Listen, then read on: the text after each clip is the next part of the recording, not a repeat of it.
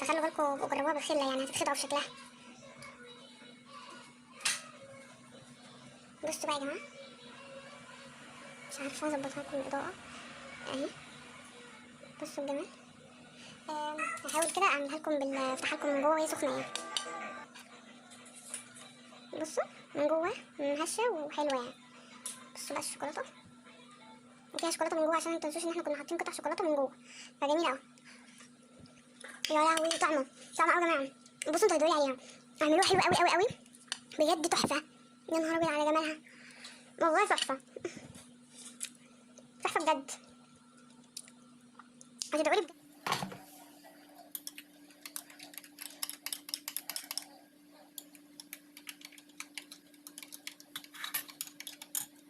السلام عليكم ورحمة الله وبركاته. أهلا بكم متابعينا الأعزاء، متابعين قناتي، وفيديو جديد. وهنعمل دلوقتي المافن كيك. هنعمل بيضتين اتنين.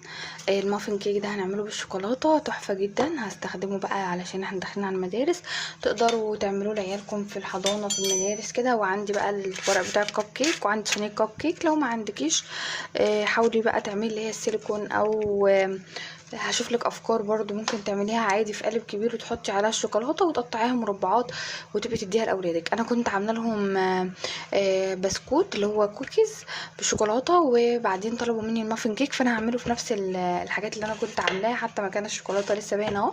فهحط البيضتين دلوقتي هنا، وهحط عليهم 3/4 كوبايه سكر، واشغل عليهم المضرب. وهوريكم الطريقه دلوقتي. اول حاجه هنكسر البيضه.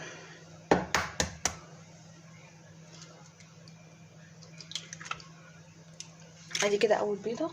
طبعا هي الكميه دي هتبقى قليله، بس لو عايزه تعملي كميه اكبر زودي عادي الكميه عادي. بس انا عشان عامله لهم لسه كوكيز، ف الكوكيز يعني مع ديت هيبقى كويس معاهم. هنحتاج 3/4 كوبايه سكر. بصوا لو عندك بقى الكوب دوت ماشي، عندك الكوب المعياري ماشي. انا عندي الكوب المعياري، بس الاولاد بيلعبوا بيها وضيعوها بصراحه. وهنحط 1/3 كوبايه زيت، وهنضرب دلوقتي ايه بالمضرب تقريبا كده 1/3. وهشتغل بقى بالمضرب معاكم، نضربهم ضرب كده لحد ما لونهم يفتح شويه.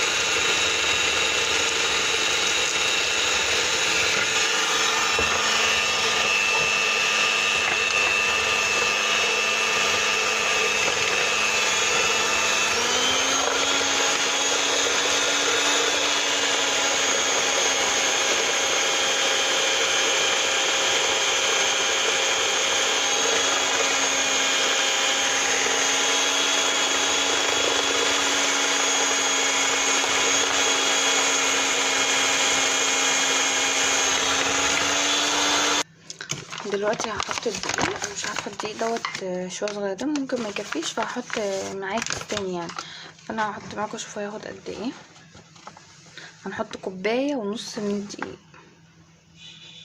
ادي كده اول كوبايه.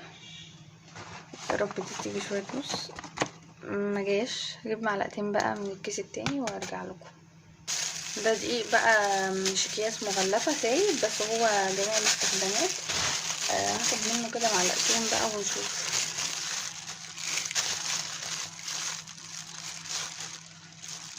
احنا عايزين نص، وهنحط على النص ده بيكنج باودر، معلقه كبيره بيكنج باودر. وهحط رشه ملح، دي كتيره مش هينفع منها شويه. وكمان هحط دلوقتي 1/3 كوبايه كاكاو. ديكوا معانا وشوفوا احنا بنقلب. بصوا بقى لما اجي اقلب بالمضرب ما ينفعش يطلع كده مره واحده واقلب، لازم اقلب بايديا كده علشان ما يطلعش الدقيق عليا.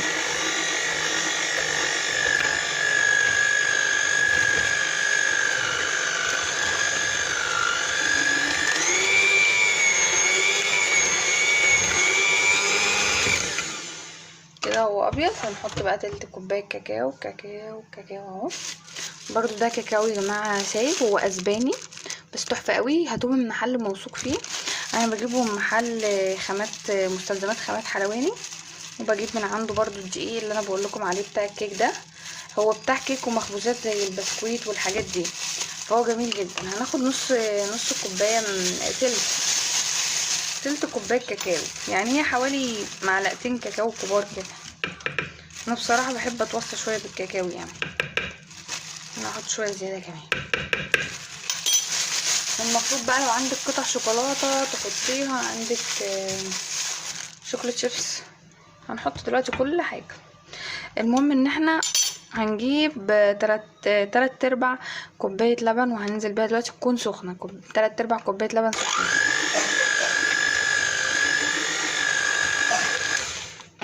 فانا هوقف عشان كده الخليط مش راضي يتجانس الا لما اجيب اللبن.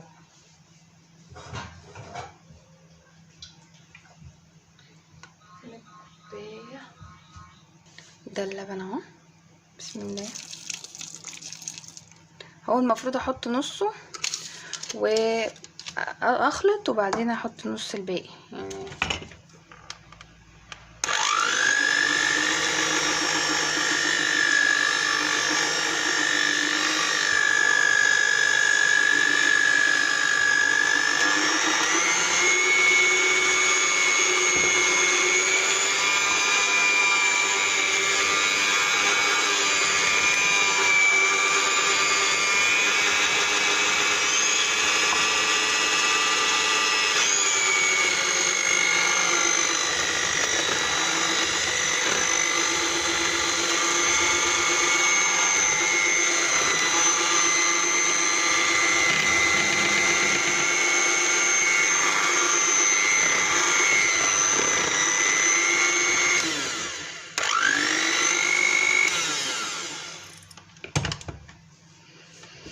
كده يا جماعه خلصنا خليط الكيك، وهوريكم دلوقتي واحنا بننزله في القوالب.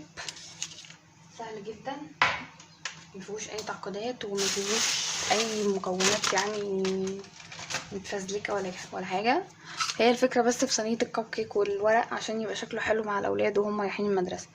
انا هخلص الحاجات دي وهوريكم هنصبها ازاي دلوقتي. معلش نسيت اقول لكم، المفروض ان احنا نقطع حته شوكولاته ونحطها في قلبها كده.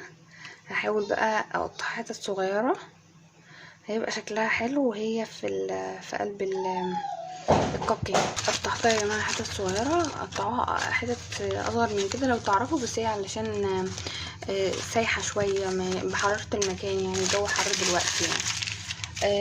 هقلبها مع الخليط. ممكن نحط شويه شوكليت شيبس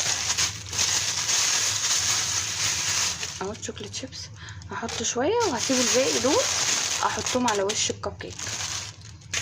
بصوا يا جماعه ده ورق الكب كيك، هعمله مش عارفه بقى الحاجات واضحه ولا لا. المهم ان انتوا لو عايزين تضيفوا اي مكسرات، عاوزين تحطوا اي حاجه بتحبوها في الزبيب مثلا، او اللي هو عين الجمل والحاجات دي، تقدروا تضيفوا اي حاجه انتوا بتحبوها.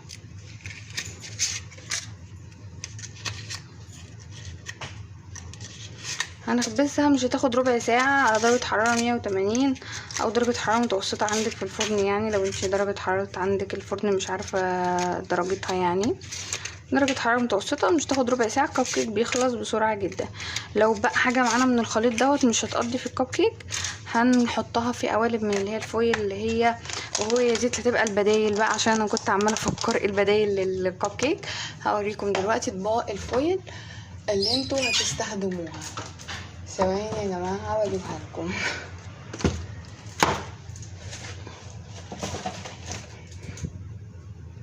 اهي بيبقى شكلها جميل جدا ومش غاليه. هحط شويه زبيب وهقلبهم هنزل الخليط دلوقتي. الخليط اهو قوامه بسم الله ما شاء الله جميل جدا. مش عارفه واضح لكم في الكاميرا ولا لا.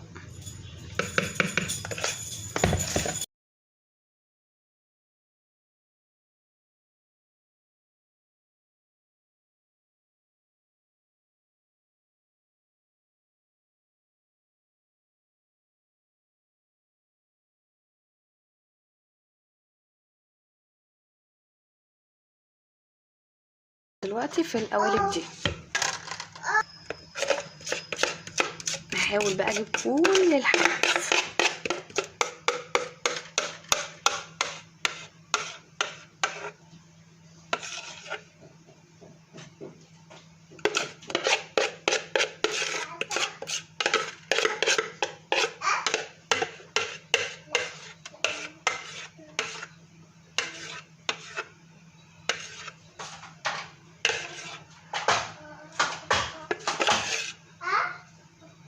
مكملتش يعني بس مش مشكله، هحاول اجيب كل يا جماعه الغلطه بقى اللي انا ارتكبتها، انا نسيت احط شوكليت شيبس على البتاع وعماله اقول لكم وهتاخد ربع ساعه وارجع لكم تاني. هحط شوكليت شيبس وشايله شويه شوكليت شيبس، فانا هحاول اداري الجريمه اللي انا عملتها دلوقتي دي واحط الشوكليت شيبس على الكوكيز من فوق كده وهي سخنه، يعني على قد ما اقدر كده وهي سخنه هحط، يعني مني لله. بصوا بقى هتسيح دلوقتي. بصوا انتوا شفتوا لما حطيت فيها الخله ما خدتش ربع ساعه في الفرن.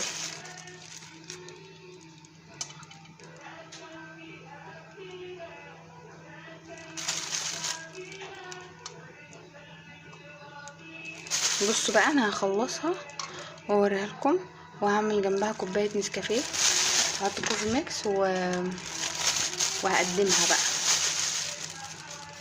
ايه رايكم في شكلها؟ بصوا هحاول اطلع لكم واحده اهي. بصوا انا حطيت الخله فيها لقيتها فيها شويه شوكولاته، حطيتها هنا. المره اللي بعدها بقى جربتها لقيتها حلوه، فخلوا بالكم وجربوها بالخله يعني هتتخدعوا في شكلها.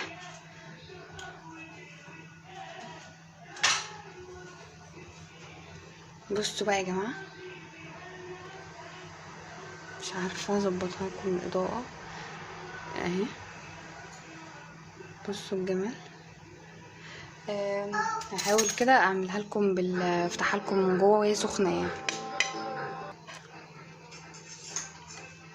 بصوا من جوه مهشه وحلوه يعني. بصوا بقى الشوكولاته وفيها شوكولاته من جوه، عشان انتوا متنسوش ان احنا كنا حاطين قطع شوكولاته من جوه، فجميله اهو. يا لهوي طعمه قوي يا جماعه. بصوا انتوا هتدعوا لي عليها، اعملوها حلوه قوي قوي قوي بجد تحفه. يا نهار ابيض على جمالها، والله تحفه تحفه بجد.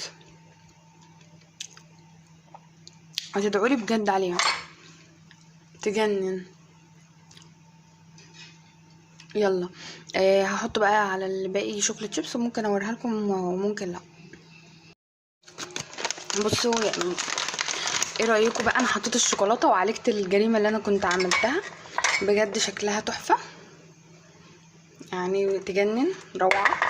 هشه وطريه وجميله جدا زي ما انا وريتها لكم في الفيديو اللي هو المقطع اللي انا وريته لكم اللي كنا بنزين فيه الكيكه، هحطه لكم في اول فيديو يعني. هعمل بقى النسكافيه واروح اكل كيك بقى واشرب النسكافيه بتاعي واتفرج على فيلم ولا اي حاجه. طبعا يا جماعه بصوا النسكافيه ده بيوفر قوي عن اللي هو كاس كوفي ميكس ده، بيوفر عن الكاس اللي هي الصغيره. بحط معلقتين، بيبقى يعني معلقتين مليانين كبار، بيبقى ايه زي بالظبط هو بينجاب في الكيس. نفس وزنتها على الميزان 60 جرام.